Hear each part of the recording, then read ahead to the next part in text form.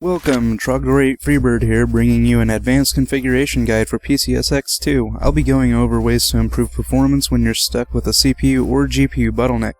Since this guide is quite tech-related, I'll be explaining how you can figure out which bottleneck you have. It does require patience to follow, but should lead you to the right direction where performance is concerned. For more advanced users who already understand component bottlenecks, I'll be including a timestamp to the summary of what you need to do on the left side of this video. As a final note for the intro, always keep in mind that emulation does require decent hardware, especially for a PS2 emulator.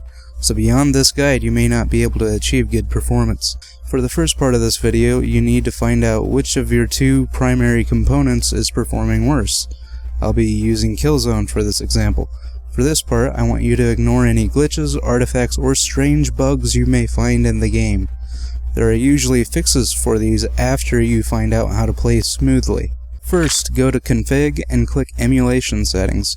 Click on Preset and choose number 2, Save. Apply and press OK. Now go to Config, Video, and click Plugin Settings. Go to Renderer and select Direct3D9 Hardware.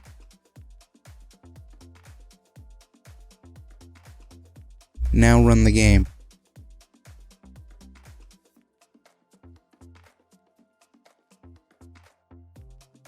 Get in game, out of the menu sections, and look at where it says FPS.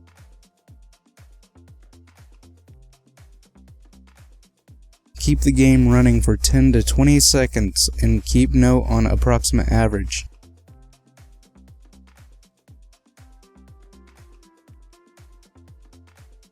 Write down your best approximation for what number it says. If it's 60 FPS or 50 and you're not running an NTSC image, then your performance is good. This means that your GPU is good enough to handle the game. If not, then continue on watching this guide. Now go back to the config, hover over Video, and select Plugin Settings again. This time, make the renderer Direct3D9, but by software. Continue to ignore any glitches or bugs you may find in the game. Wait until you get in-game and make note of what the number is near FPS. If the number is 60 or 50 using a PAL ISO, then your performance is good. If you're under those numbers, then compare the two numbers you made note of. Whichever is higher is the one you want. For example, I achieved a higher FPS average using Direct3D9's hardware renderer.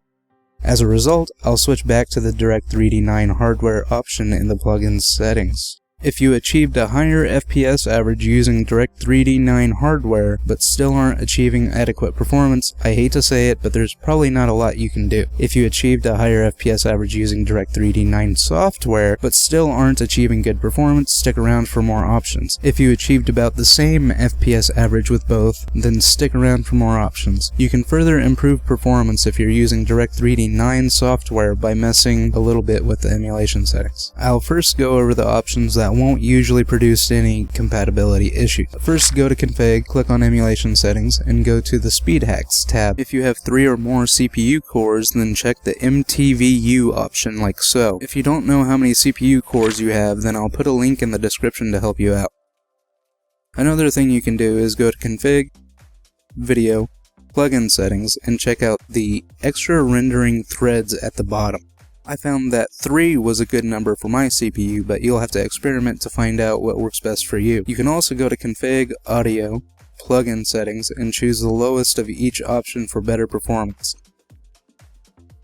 Also, disabling the effects processing as shown here can also be a speed-up. Now you can go to Config, Emulation Settings, and at the bottom left corner, if you move the marker to the right, you'll usually get better performance. However, this does come at the cost of compatibility issues. Keep as far left as you can to prevent issues, but if you need to, you can usually get better performance by moving it further right. Alright, well, if you already know which component is worse, go to Config, Video, Plugin Settings. For a GPU bottleneck, choose Direct3D9 software and mess with the emulation preset if you need to. For a CPU bottleneck, choose DirectX 3D 9 hardware. You can also choose DirectX 3D 11 if you think your hardware can handle the step up. Do keep in mind that the bottleneck you face depends on both hardware and the game you're trying to run. As a reminder, if none of this helps you out, then you may just need better hardware. Laptops and lower-end desktops usually aren't the best options for a PlayStation 2 emulator. Also, not every game will be smooth. Well, I hope this guide helped you out. Make sure to comment if you want to see more emulation content, and thanks for watching.